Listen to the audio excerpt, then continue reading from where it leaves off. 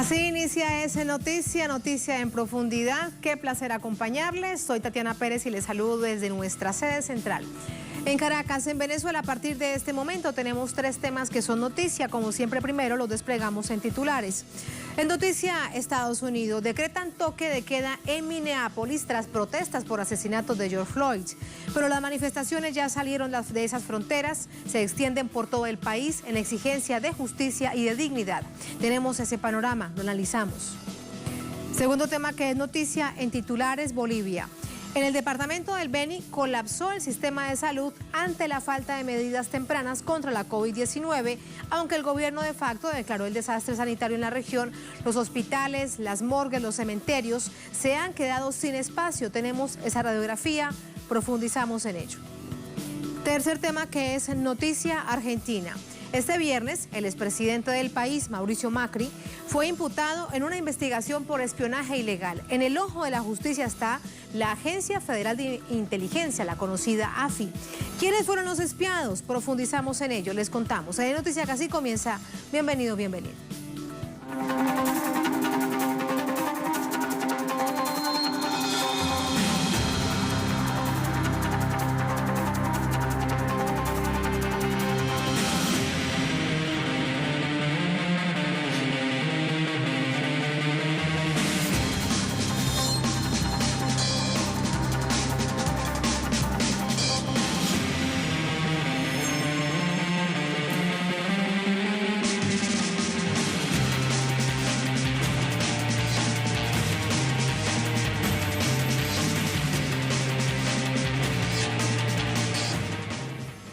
En noticia, Estados Unidos, las manifestaciones de calle en rechazo al asesinato del afrodescendiente George Floyd se han transformado en un clamor nacional.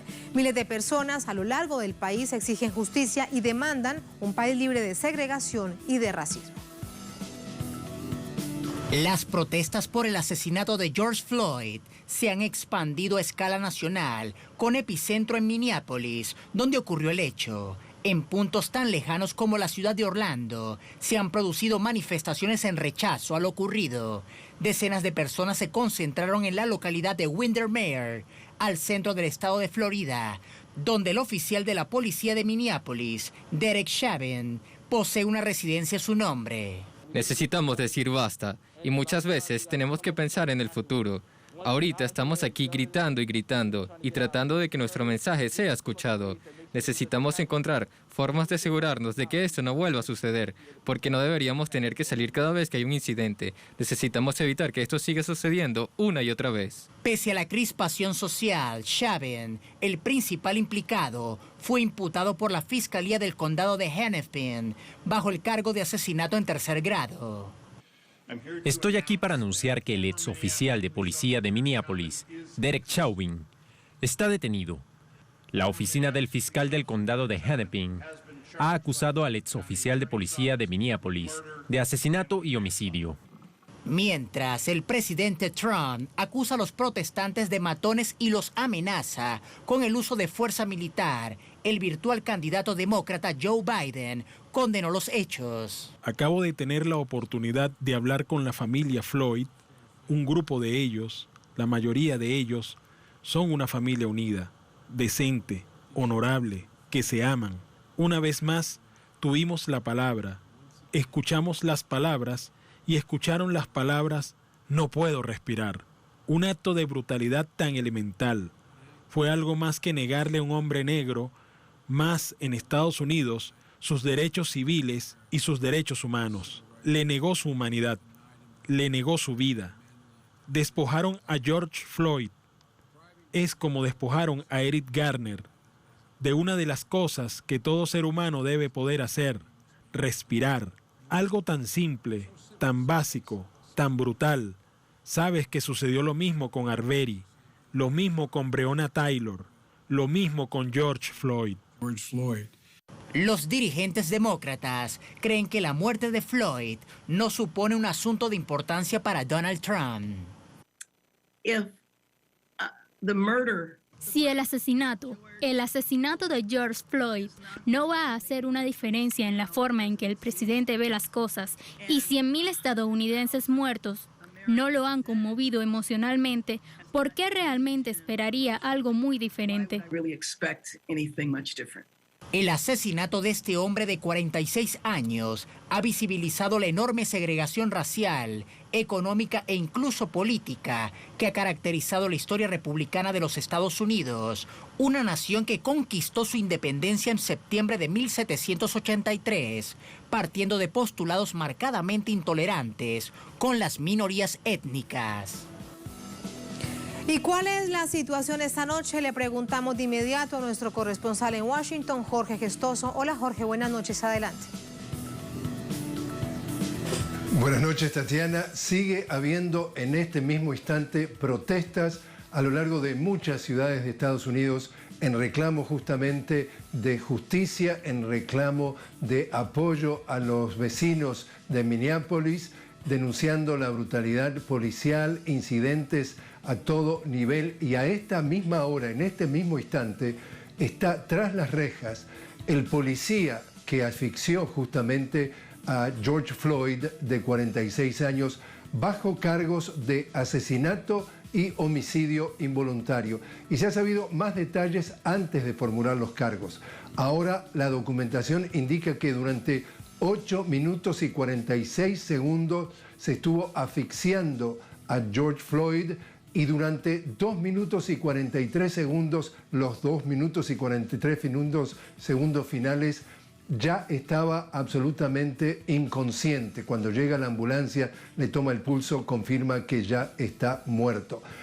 Cómo esta historia ha cambiado realmente ha sido de 180 grados, porque ayer el fiscal decía sus palabras: no existen evidencias suficientes como para formularle cargos formales. En menos de 24 horas, ante la enorme protesta que se vivió en la ciudad de Minneapolis, de pronto esas evidencias que supuestamente no estaban, quedó claramente establecido que sí estaban, y los otros 3 policías que participaron justamente en el arresto, que en ningún momento George Floyd puso resistencia, también están siendo investigados. Y otra cosa que está causando realmente indignación y que tiene todo que ver con lo que se está viviendo en estos momentos es la reacción del presidente Donald Trump ante estos eventos. Esta mañana en Twitter sale a decir que la gente que estaba directamente en las calles anoche en Minneapolis eran unos matones, y decía también: a los matones, cuando empiece el saqueo, refiriéndose a los disturbios que hubo ayer, si se llega a repetir, cuando empiece el saqueo, empieza el tiroteo. Eso es interpretado por la misma compañía de Twitter como una incitación a la violencia, violando las reglas de la misma compañía. Por lo tanto, le puso una especie de tarjeta amarilla en el fútbol, otra advertencia a los lectores. Y precisamente uno de los suscriptores de Twitter, justamente una suscriptora, escribió a propósito de esta reacción del presidente Trump, que tiene, como te digo, indignado al país y que sale justamente a protestar esto que es percibido como algo así como el racismo que está latente desde siglos, la xenofobia. Sale a decir esta suscriptora en Twitter, y lo leo, dice: al vandalismo se responde con disparos, dice Donald Trump sobre las protestas en Minneapolis por el asesinato del joven afro por la policía. Y aclara: pero si guarimberos venezolanos incendian un edificio estatal con gente, incluidos niños, dentro para derrocar a Maduro, son héroes.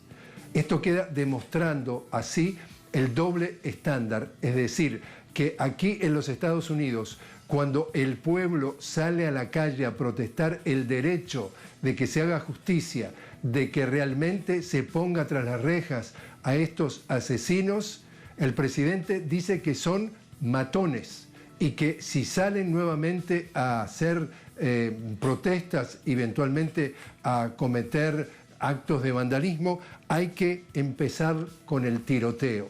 Este tipo de reacción tiene al pueblo norteamericano más que indignado, tanto es así que el expresidente Obama salió a decir que esto no es Estados Unidos, que esto no es la forma de ser, Pero en definitiva, esto está mostrando un nuevo capítulo en la historia de los Estados Unidos respecto a la discriminación racial. Ya sea por las redes sociales, sea por la madurez histórica del pueblo estadounidense, ya no deja pasar una más de todas estas series de abusos que se concretó entonces con George Floyd. Está por verse entonces si realmente las aguas empiezan a calmar, porque esta noche, por ejemplo, en Atlanta había incidentes de violencia, estaban ya prendido fuego un auto de la policía. En Nueva York, en distintas ciudades del país hay manifestaciones y la indignación es sumamente importante. Esto no va a pasar fácil de que quede como un episodio más de los tantos de justamente racismo, xenofobia y brutalidad policial. Tatiana. Como bien dices, Jorge, está por verse. Veremos lo que suceda y mucho tendrá que ver la justicia en este asunto. Jorge, gracias como siempre por detallarnos, por entregarnos esta radiografía del país. Muy buenas noches. Buenas noches, buen fin de semana. Gracias, Jorge, buen fin de semana para ti. Vamos a entrar con el análisis, nos acompaña Roland Rivuk, él es activista social, también nos acompaña desde Washington. Roland, muy buenas noches y antes de entrar en materia, Roland, de contarte a ti y a nuestra audiencia que tenemos imágenes en vivo precisamente a esta hora de concentraciones en Minneapolis. Recordemos que desde esta tarde el gobierno local, el gobierno municipal, que valga decir, ha rechazado también el asesinato de este señor de 46 años afrodescendiente, George Floyd, ha decretado el toque de queda para este momento y en adelante. Muy buenas noches, Roland, ¿cómo le va? Bueno, estoy bastante triste con esta situación referente a George Floyd, pero si nos ponemos a analizar, parece que cada 2 o 3 meses tenemos una situación similar y conlleva que los policías que están cometiendo estas atrocidades casi siempre salen de la corte contentísimos y sin cargos. Si este policía, el cual ha violado los derechos humanos de varios ciudadanos en Minneapolis, hubiera sido arrestado antes, esta situación no hubiera ocurrido. Lo que pasa en los Estados Unidos es que tenemos un sistema en el cual los asesinos policías que entran en estas atrocidades, 90% del tiempo salen libres. Entonces, el sistema judicial en sí no se presta para establecer justicia. Y a la misma vez tenemos que estar bien claros con la postura del presidente de los Estados Unidos, Donald Trump, el cual es un promotor de un racismo salvaje y es bajo su mandato en el cual todo el racismo han incrementado. Tenemos que también estar claros que la fundación de este país está basada en el racismo, está basado también en la explotación de personas afrodescendientes. Y el nivel de racismo en los Estados Unidos ha incrementado bastante bajo no solamente la pandemia, sino también por las condiciones económicas, las cuales el blanco se siente que las comunidades afro están aprovechándose y le están quitando su estabilidad económica. Las manifestaciones en todos los en varios sectores de los Estados Unidos es una manifestación de una larga frustración con los sistemas. Las instituciones en los Estados Unidos, gubernamentales, federales, se prestan para avanzar el racismo. Así que este presidente no tiene la moralidad, tampoco tiene la credibilidad de promover una agenda humanista, ya que él no representa ningún valor humano. Lo escucho atentamente, Roland, y resulta bastante paradójico que esta situación que se está viviendo ahora, lamentablemente de manera coyuntural, pero que si revisamos la historia ha sido sistemática, sea en la nación que se dice que es la defensora de los derechos humanos y lanza sanciones en materia de derechos humanos a diestra y siniestra en el mundo. Estoy de acuerdo con lo que estás diciendo. Los Estados Unidos ha perdido toda su credibilidad. Los Estados Unidos, y con este presidente, no está en una posición certera y clara de retar a ningún país respecto a sus violaciones de derechos humanos, ya que los Estados Unidos, país racista, le ha motivado a otros países dentro del cuadro de las Américas de también promover racismo. Roland. Sí, perdón. Sí, no se preocupe, Roland.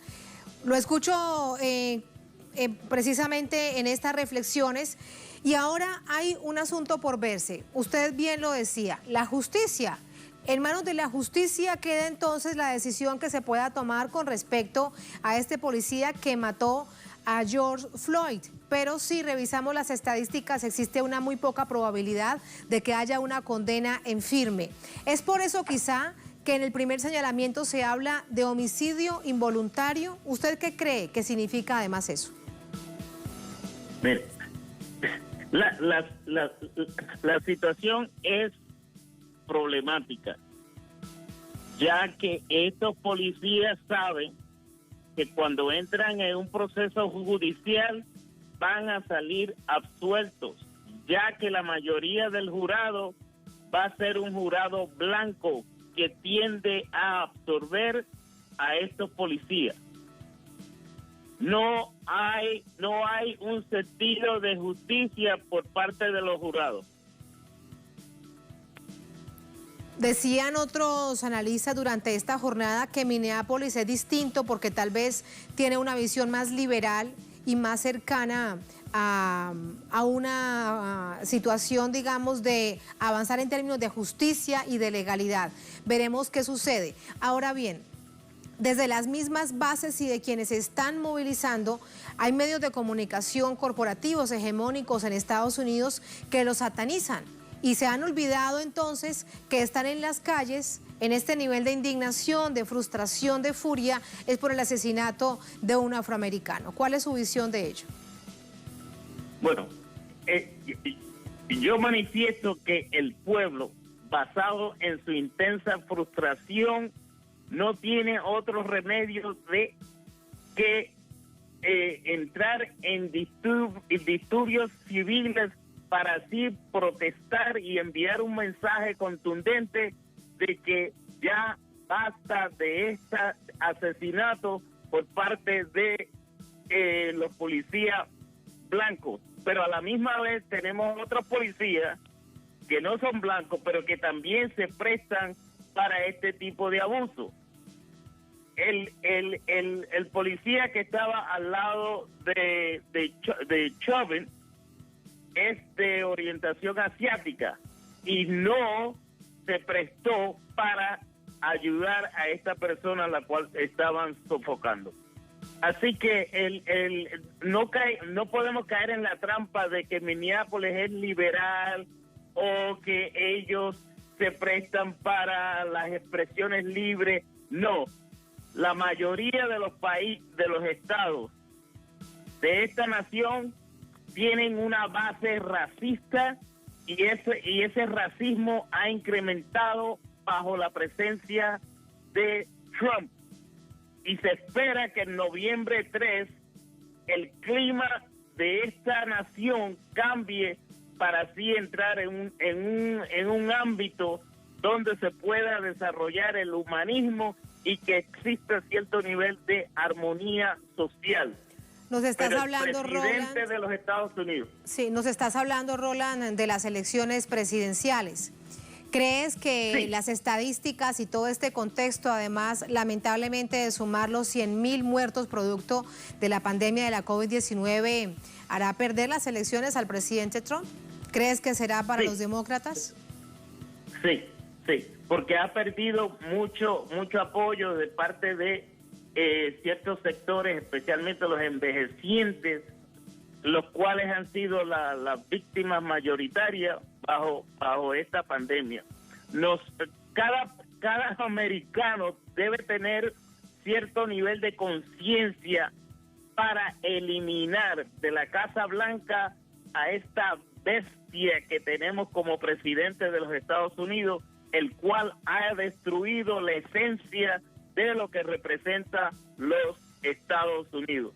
Los Estados Unidos no es una democracia. Con esa reflexión lo despido, Roland. Estados Unidos no es una democracia, entendiendo la indignación que tienen todos ustedes, todos aquellos, no importa si son afroamericanos, son latinos, son blancos, lo que sean, quienes piensan en la humanidad. Es un momento doloroso para el país. Gracias y muy buenas noches, Roland. Gracias siempre. Ok, gracias por la oportunidad de compartir mis pensamientos. Muchísimas gracias. Así nos vamos a la primera pausa en esta emisión de Es Noticia. Al volver en Noticia Bolivia, en el departamento del Beni, colapsa el sistema de salud ante la falta de medidas tempranas contra la COVID-19. Aunque el gobierno de facto declaró el desastre sanitario en la región, hospitales, morgues, cementerios se quedaron sin espacio. Tenemos esa radiografía. Revisamos a fondo lo que allí sucede al volver en Es Noticia.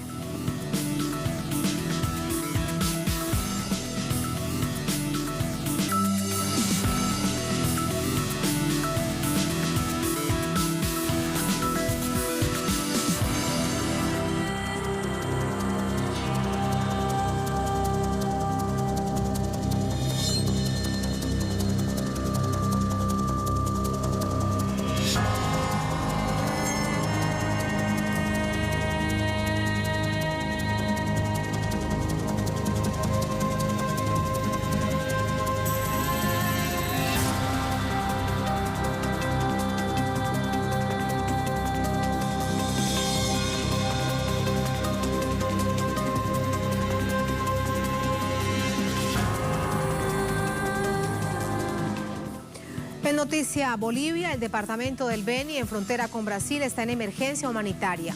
Nos preguntamos lo siguiente, ¿se trata de otro Guayaquil en puertas? Pues ojalá que no. Aquí adelante con la historia. El departamento del Beni, región fronteriza al norte de Bolivia, registra un colapso en el sistema de salud debido a la cantidad de contagiados y fallecidos por la pandemia del COVID-19. Por esta razón, desde el pasado lunes, las autoridades del gobierno de facto en Bolivia declararon el desastre sanitario en la provincia que colinda con Brasil. La medida incluye morgues y cementerios afectados por el coronavirus.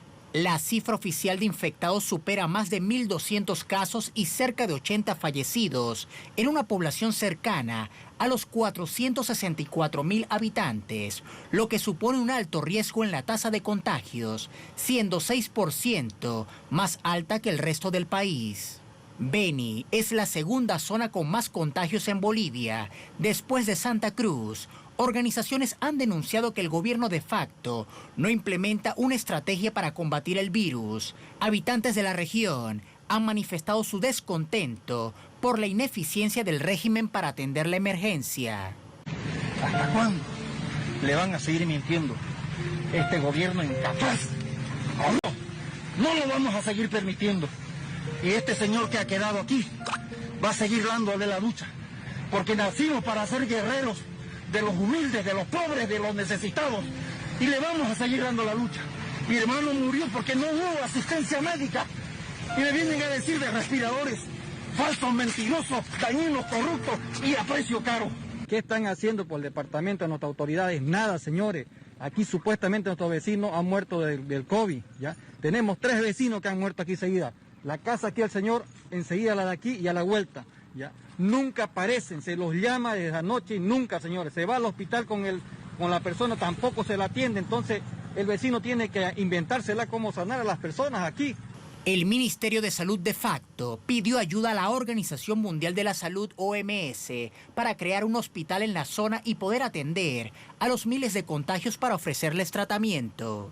El gobernador de Beni, Fanor Amapo, espera la solidaridad nacional e internacional para combatir la pandemia en la región. Señaló que tienen necesidad de recursos humanos, infraestructura, disponibilidad de reactivos, equipos de bioseguridad y capacidad de diagnósticos en laboratorios. Los casos se multiplicaron de tal manera que varios cadáveres permanecen en los domicilios por falta de cajas mortuorias. Se instaló un cementerio improvisado y exclusivo para víctimas de la COVID-19 con cruces sin nombre, lo cual implica que los muertos podrían ser muchos más que los reportados oficialmente. La falta de implementos sanitarios, la insuficiencia en el número de camas y las deficiencias en el personal médico y de enfermería ponen de manifiesto la incapacidad del régimen de facto para frenar lo que podría convertirse en otro Guayaquil. ¿Cuál es la situación durante esta jornada? ¿Qué dice el gobierno de facto? ¿Qué dicen las autoridades de salud? ¿Qué información llega desde el Beni? Mucho por conversar a esta hora con Freddy Morales desde La Paz. Hola Freddy, buenas noches. Hola Tatiana, buenas noches. A esta hora aún el Consejo Departamental de la Gobernación del Beni sigue discutiendo sobre la pertinencia de que a partir del lunes haya el encapsulamiento total que se ha definido desde el gobierno central en la capital Trinidad. Esto significaría que las personas no podrán salir a la calle, no habrá ningún tipo de servicios para prestar abiertos a la población y eso daría lugar a que brigadas de médicos visiten domicilio por domicilio para ver si hay alguna persona que muestre algún o alguno de los síntomas del coronavirus. Debemos recordar que uno de las exigencias y denuncias recurrentes, no solo en Trinidad, no solo en el Beni, sino en toda Bolivia, es la ausencia de pruebas para determinar cuál es la magnitud de la enfermedad en este país y ahora específicamente en la ciudad de Trinidad y en las provincias del departamento del Beni. No existen pruebas. Son muy escasas. La Defensoría del Pueblo ha señalado que hay 300 pruebas planteadas que están esperando en fila y no se realizan en la capital. No hay los químicos para realizar las respectivas pruebas en el único laboratorio que se ha instalado en Trinidad. De modo que una de las características de la situación del Beni es la falta, sobre todo, de información. De todos modos, se tienen datos dispersos. Por ejemplo, que un total de 28 médicos de Santa Cruz, de Cochabamba y de La Paz hoy llegaron hasta Trinidad para prestar servicios por unos días debido a la ausencia de médicos en los centros sanitarios. Otro dato es que las funerarias, solo hay 2 en la capital, han solucionado el problema de falta de madera para construir ataúdes que fueran necesarios y requeridos por la población. La versión más preocupante es que la propia población ha perdido la confianza en los centros de salud debido a que cuando acuden a ellos no los atienden o cuando los aceptan a las personas que tienen síntomas, pues no le prestan ningún tipo de servicio según las denuncias, por los que las familias prefieran tener a las personas que están enfermas dentro de casa y solo acuden a los centros médicos cuando estas personas ya están en una situación de salud muy crítica. De modo que esta es la situación general que se presenta en Trinidad, la capital del Beni sobre todo, con más de 120.000 habitantes. Debemos señalar además, Tatiana, que uno de los problemas centrales es que ya son más de 70 días de aislamiento que han sufrido prácticamente todo el país, pero también la ciudad de Trinidad y el departamento del Beni. Ahora se está planteando 1 a 2 semanas más de encapsulamiento total. Y la gente, buena parte de la gente no tiene comida. ¿Cómo llevar comida casa por casa también durante una semana o más días a más de 120.000 habitantes? Es uno de los problemas que en este momento se sigue debatiendo en el Consejo de la Gobernación Departamental. Es la situación hasta el momento. Los datos esta noche señalan de 2 personas fallecidas. Los datos de ayer eran 4 personas fallecidas, pero toda esta información crea incertidumbre. No es creíble para los propios habitantes de la capital y del departamento del Beni por las causas que ya he señalado, Tatiana. Por todo esto que nos has contado y lo que se presume entonces es ese llamado subregistro. Gracias, Freddy, por este completo informe. Muy buenas noches, gracias. Buenas noches. Buenas noches. Vamos a ir al fondo de este asunto con Fruto Ruiz, es asambleísta departamental precisamente del Beni. Fruto, muy buenas noches, gracias por acompañarnos. Muy buenas noches, gracias por la oportunidad que nos brinda para dirigirnos a la población del Beni, de Bolivia y por qué no decirlo de Latinoamérica.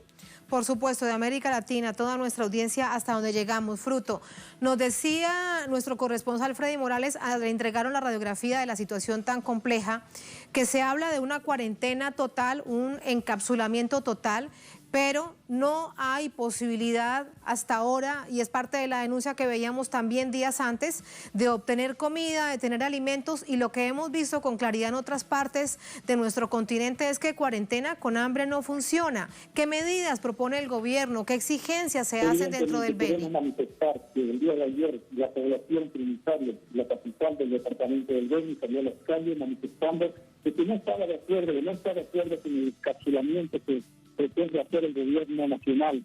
¿Por qué? Porque la gente ya no tiene alimentos, ya no tiene que comer en sus hogares. Entonces este encapsulamiento le llevaría a que baje la defensa orgánica de los ciudadanos que están esperando porque este es el cuarto encapsulamiento que está sufriendo la ciudad de la capital de la...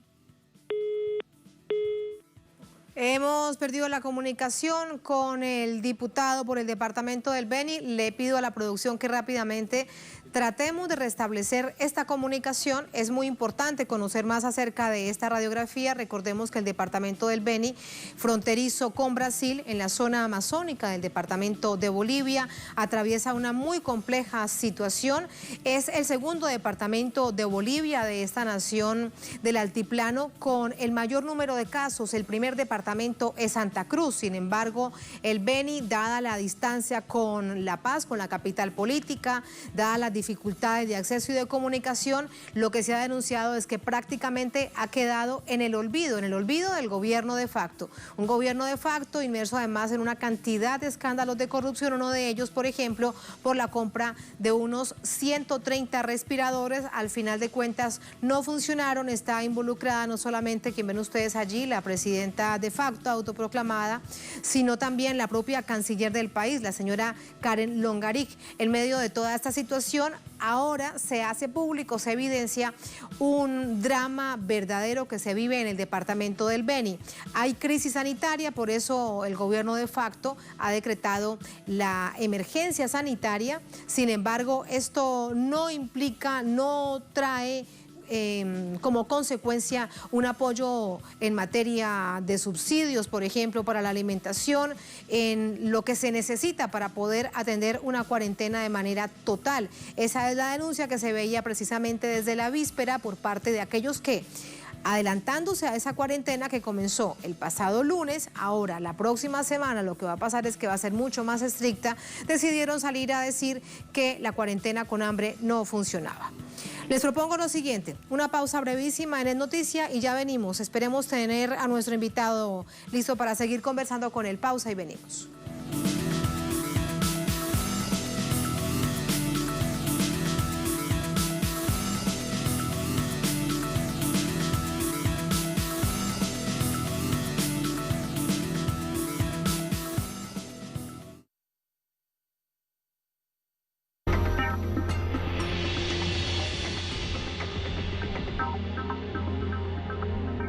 Mediante un comunicado, el secretario general de la Organización de Naciones Unidas, ONU, declaró que la humanidad está ante una peligrosa pandemia de desinformación en medio de la crisis sanitaria. This is a time for science and solidarity. Yet the global misinfodemic is spreading. Harmful health advice and snake oil solutions are proliferating. Falsehoods are filling the airwaves. Wild conspiracy theories are infecting the internet. Hatred is going viral, stigmatizing and vilifying people and groups. The world must unite against this disease too. Por eso, en Telesur seguimos con nuestro compromiso de informarte cada día acerca de lo que sucede en el mundo durante esta pandemia conocida como COVID-19. Telesur, la señal informativa de América Latina y el Caribe.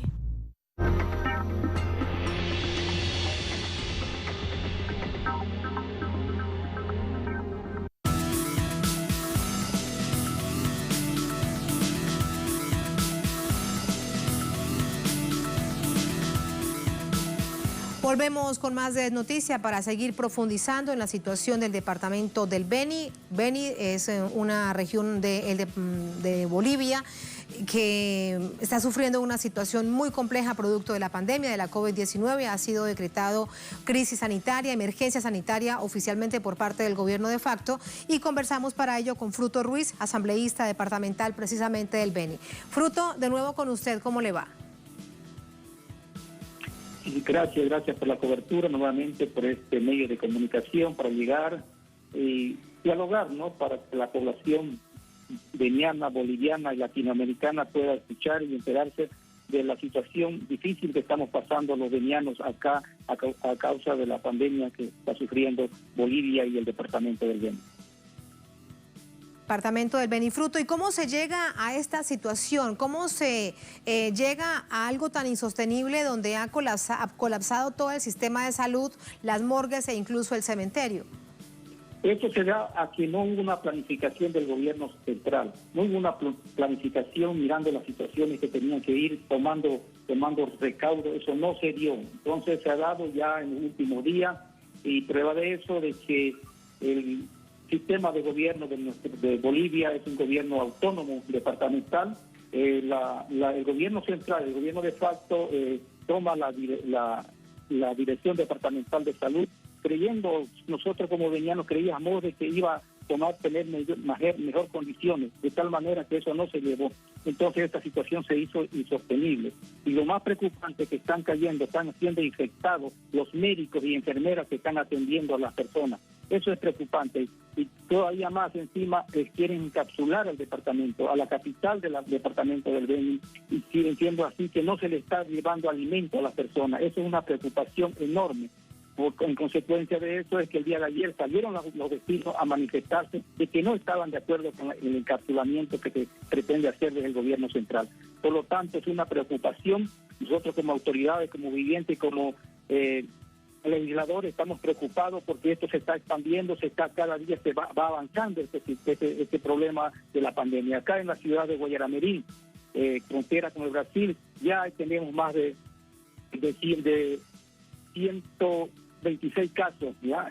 En la provincia de Abacadía 126 casos, y en el departamento del Beni 1.576 infectados. Es una preocupación enorme para nosotros los benianos. Por eso es que nosotros estamos pidiendo, y el día semanas atrás hemos hecho una declaración de desastre a través de la Asamblea Departamental del Beni para que el gobernador pueda declarar, y así nos puedan venir ayudas internacionales, el tema de bioseguridad para los médicos, como también insumos, medicamentos. Todas estas situaciones lo necesitamos ahora acá más que todo, ¿no? Cada día que pasa esta situación se vuelve más insostenible, y es una preocupación porque muchas vidas se están perdiendo. Fruto, pero todo esto en términos de apoyo internacional debería gestionarse a través del gobierno central, ¿o hay otra forma de hacerlo para que llegue y se rompa precisamente con toda esa dificultad, teniendo en cuenta que lo que hay es un gobierno de facto al que se le ha salido de las manos esta situación? También vemos lo que ha pasado en Santa Cruz.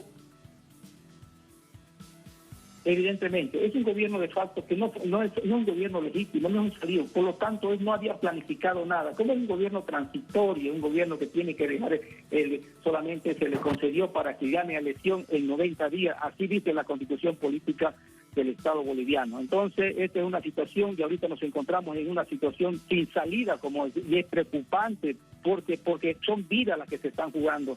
Y es más encima de todo eso, hay una serie de corrupción que se está destapando en plena pandemia, como lo verá el mundo, sabe también que en la compra de respiradores realmente hubo un sobreprecio. Eso no se puede, caramba, es una situación difícil para nosotros, ya, mientras otros están haciendo esas situaciones así de sobreprecio, muchas familias no tienen que comer en sus hogares. Esa es la situación. Y es cierto, Fruto, usted ha podido palparlo, es parte también de este panorama, que las personas que tienen familiares que tienen los síntomas de la COVID-19 prefieren dejarlos en casa que llevarlos al centro de salud. Evidentemente, la semana pasada, esta semana prácticamente, hubieron 2 personas que realmente han hecho un trabajo social desde el punto de vista privado. Vale decir, un médico veniano que vive en la ciudad de Santa Cruz vino a la ciudad de Trinidad trayendo medicamentos. ¿Por qué? Porque el gemir, la fatiga del pueblo, caramba, que no podía, había cola más cola para recuperar o para recibir esos medicamentos. Lo propio más antes hizo un otro veniano ahí, empezó con unos medicamentos, ivermectina, dándole también porque es la necesidad del pueblo. Eso es en vista porque el gobierno nacional, el gobierno, tema de salud, ha tenido problemas, como lo verán, vuelvo a reiterar, han cambiado ministros porque han habido, el ministro de salud, porque han habido problemas, se han encontrado envuelto en problemas de corrupción, todas estas situaciones, y esto lo está pagando realmente el pueblo. Eso es la preocupación, por eso nosotros pedimos ayuda en médicos, porque los médicos están siendo contagiados, ya no van a poder atender a las personas, y como consecuencia también medicamentos, ya las farmacias han vaciado, y como la fatiga de la preocupación del pueblo a veces se están automedicando, porque no hay un cronograma de atención a las personas. Eso es preocupante para nosotros que vivimos acá, mayormente en el departamento del Beni. Muy grave automedicarse, es un asunto muy delicado. Se ha dicho por parte de la Organización Mundial de la Salud que se requiere la atención de acuerdo a los protocolos médicos exigidos ante una enfermedad que apenas ahora se está conociendo. Sí, Fruto, permíteme, te pregunto algo más. Se siente ya afectado por la enfermedad, no se llevó adelante realmente un tema realmente de hacer un seguimiento, no hay falencia de médicos, hay carencia de médicos, y eso es lo que realmente estamos. Y lo más preocupante, yo quiero enfatizar aquí en este aspecto, este gobierno transitorio rompió relaciones con el gobierno de Cuba, ¿ya? Expulsó a los médicos cubanos. Ahora, ¿cuánta falta nos están haciendo en estos momentos aquí? Estuvieran ellos trabajando en esta situación, médicos que vengan de otros países o de otras ciudades, para nosotros va a ser bienvenido, porque estamos realmente necesitando de la mano calificada de los profesionales para salvar vidas.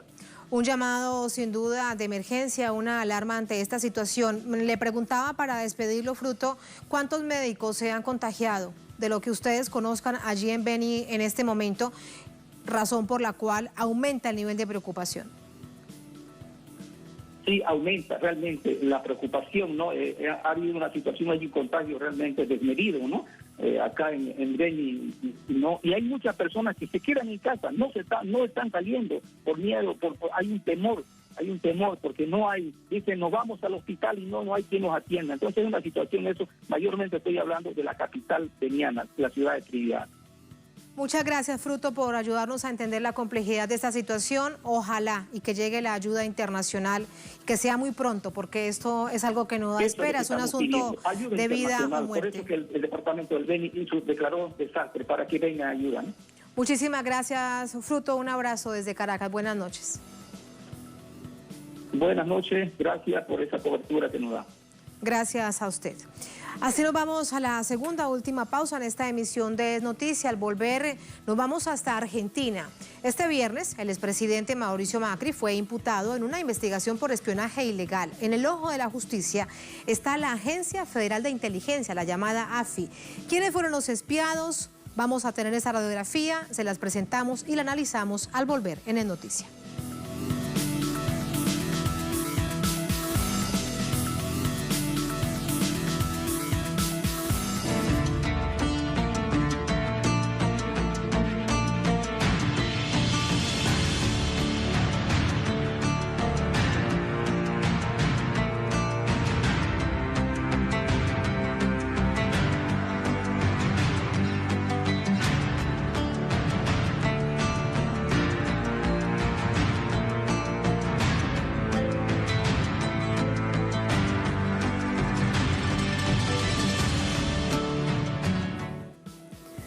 Noticia argentina, el expresidente del país, Mauricio Macri, al banquillo de los acusados por espiar a más de 100 personas vinculadas a la actividad política del país, entre opositores y miembros de la propia alianza gobernante.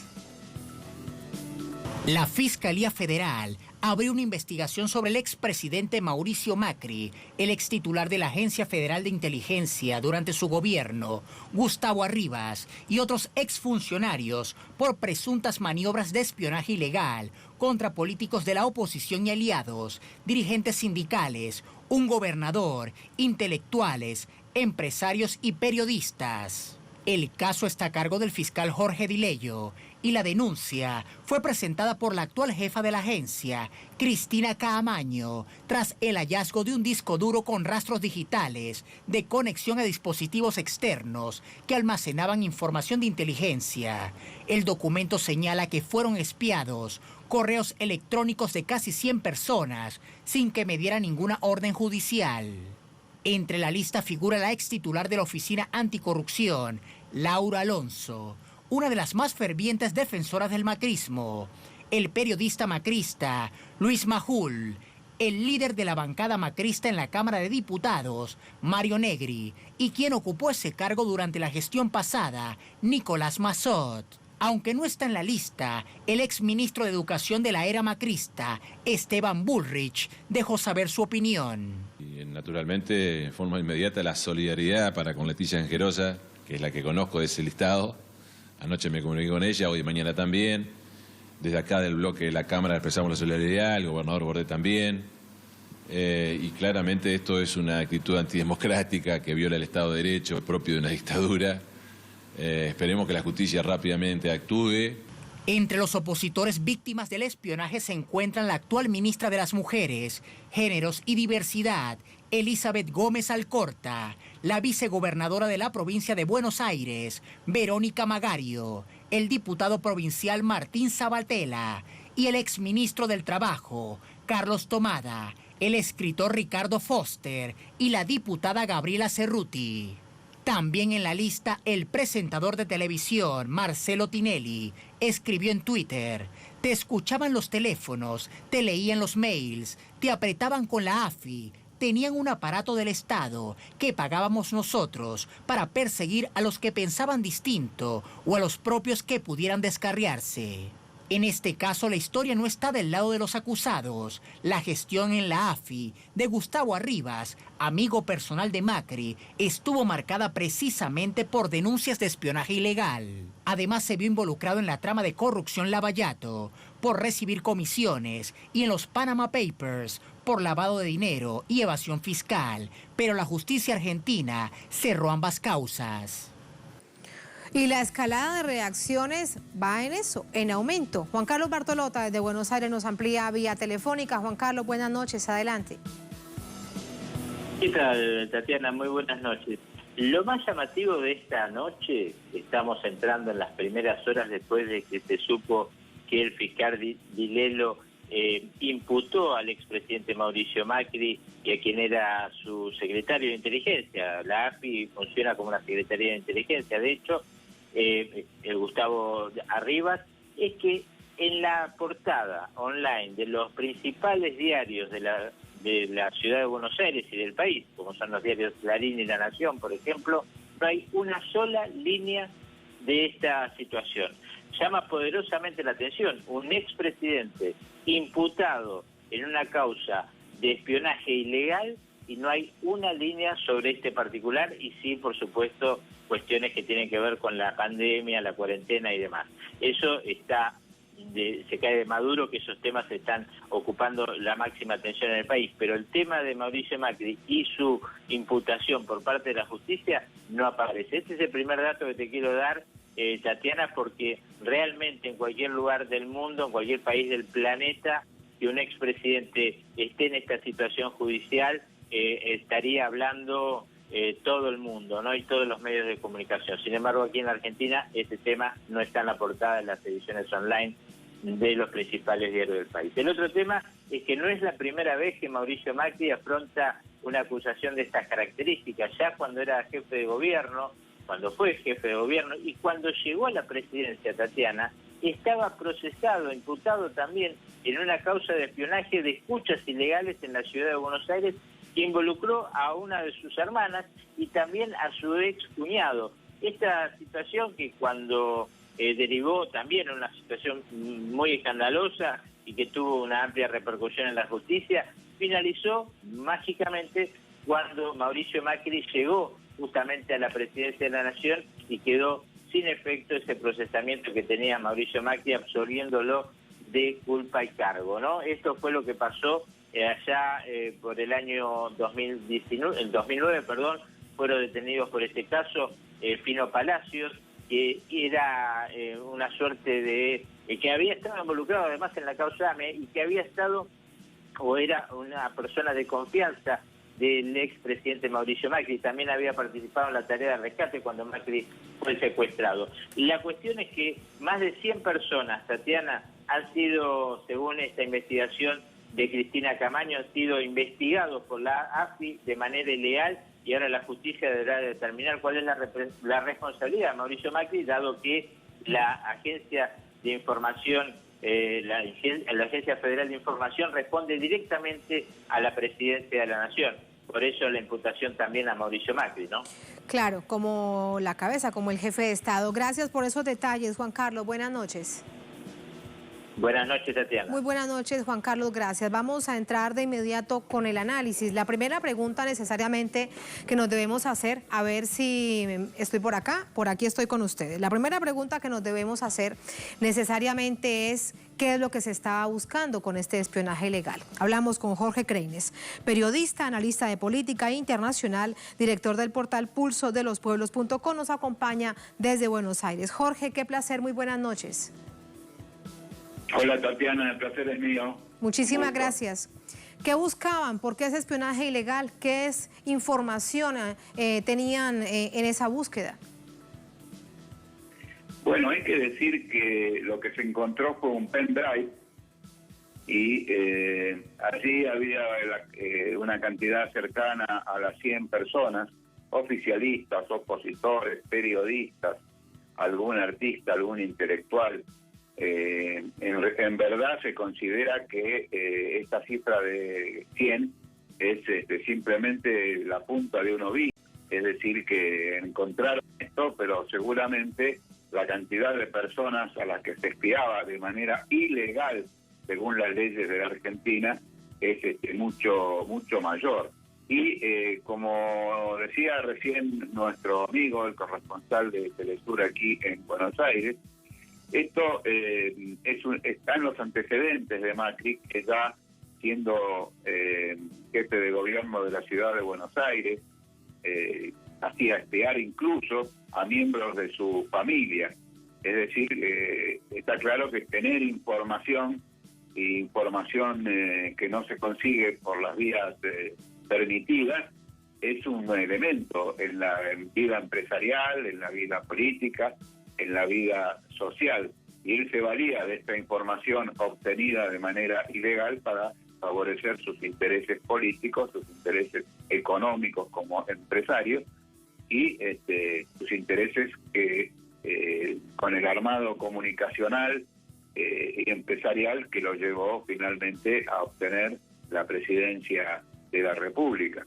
Pero hay que decir que así como estamos haciendo análisis, también podemos dar una información de último momento, que es que el fiscal Dilelo acaba de imputar al expresidente Mauricio Macri en la causa de la adopción ilegal de un acuerdo ni más ni menos que con el Fondo Monetario Internacional, porque Mauricio Macri estableció ese acuerdo endeudando por millones y millones de dólares a todos los argentinos sin pasar por el Congreso.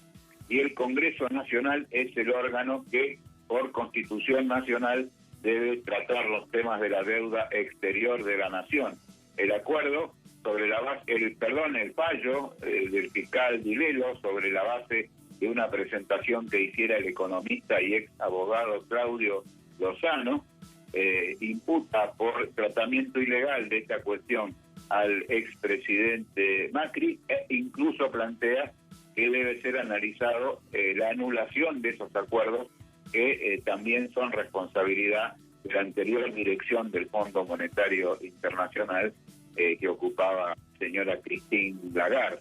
Es decir que ahora que ha dejado el gobierno, que ha perdido el poder, empiezan a aflorar. Sí, muy importante esto que nos estás contando, Jorge, muy importante esa noticia que acaba de salir, como bien nos dices, a través de la Fiscalía. Pregunta si hay un poco más de información al respecto, te la pediría sin duda rápidamente. Además del presidente Macri, el equipo de gobierno, el equipo económico que fue el que creó todo este nivel de estructura de endeudamiento de 100 años al país, ¿también está incluido dentro de la causa? Bueno, no tengo todavía esos datos porque esto es muy reciente, cuestión de hace unas pocas horas, pero sin duda alguna que figuras como el ex ministro Duhovne, Nicolás Caputo y otros exfuncionarios del gobierno macrista, muchos de ellos que ya se encuentran en el exterior, pueden llegar a ser imputados en esta causa, y toda la línea económica de conducción de la economía argentina que tuviera el presidente Macri durante su gobierno, Tatiana. Claro, veremos en las próximas horas la información que salga de manera oficial, y allí habría que revisar sin duda las implicaciones que tenga en ese acuerdo del Estado argentino con el Fondo Monetario Internacional, que ahora el gobierno del presidente Fernández trata por distintas vías de renegociar en medio además de la pandemia. Jorge, volviendo al tema del espionaje, con esto quiero despedirte. Habían periodistas, habían sindicalistas, estaban tratando de jugar en adelantado en procesos, por ejemplo, cuando hablamos de periodistas con el Clarín, la información que estaba saliendo para adelantarse, porque no es solamente contra el espionaje ilegal contra sectores políticos opositores. No, desde ya, esto abarcaba toda clase de intereses políticos, sociales, económicos, familiares inclusive, incluso de la interna de su propio partido, porque estaban siendo espiados figuras que pertenecen al elenco del que fuera en tiempo de Macri el partido, la coalición oficialista. Por ejemplo, la directora de la Oficina Anticorrupción, Laura Alonso, está incluida también entre las personas que cuyos correos electrónicos han sido pinchados, como decimos aquí.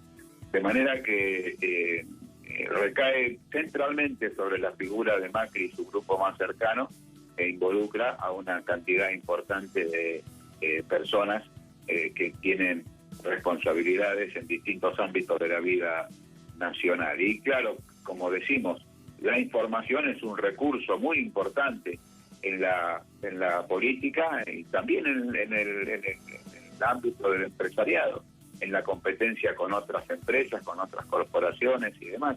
Por lo tanto, obtener esa información de manera ilegal y mafiosa es verdaderamente un delito que, bueno, hay que señalar que el fiscal es la persona autorizada para realizar la acusación, es decir, la imputación.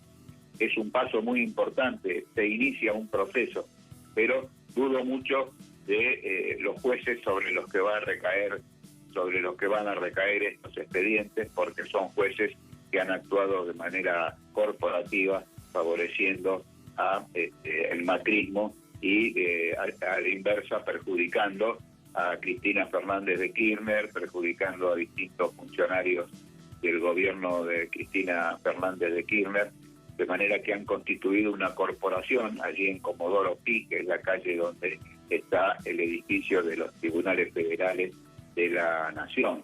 Dudo mucho de que estos expedientes vayan a tener andamientos ciertos, salvo que exista una fuerte presión de carácter popular, nacional e internacional, y que esto no pueda ser contenido de ninguna manera, Tatiana. Claro, para que esto no quede en la impunidad, recordando a propósito de esto que nos dices, Jorge, con esto te despido, como la actual vicepresidenta del país, Cristina Fernández, recuerda sus años como expresidenta y cómo fue atacada. Ella señalaba que la justicia era el partido de la justicia al servicio del macrismo. Jorge, gracias, muy buenas noches. Gracias, Tatiana. Buenas noches. Adiós. Un placer, gracias. Y gracias por contarnos también esa noticia de último momento de la Fiscalía. Buenas noches. Adiós. Muy buenas noches. Gracias a ustedes por habernos acompañado. Ponemos punto final a esta emisión de Noticias. Cerramos nuestra pantalla tradicional. Nos quedamos en redes sociales. @Noticia Telesur. @Tatiana Telesur durante esta jornada. Otro hecho fue noticia. Con eso los dejamos. Hasta mañana. No, hasta mañana. Hasta el próximo lunes. Sigan con nosotros.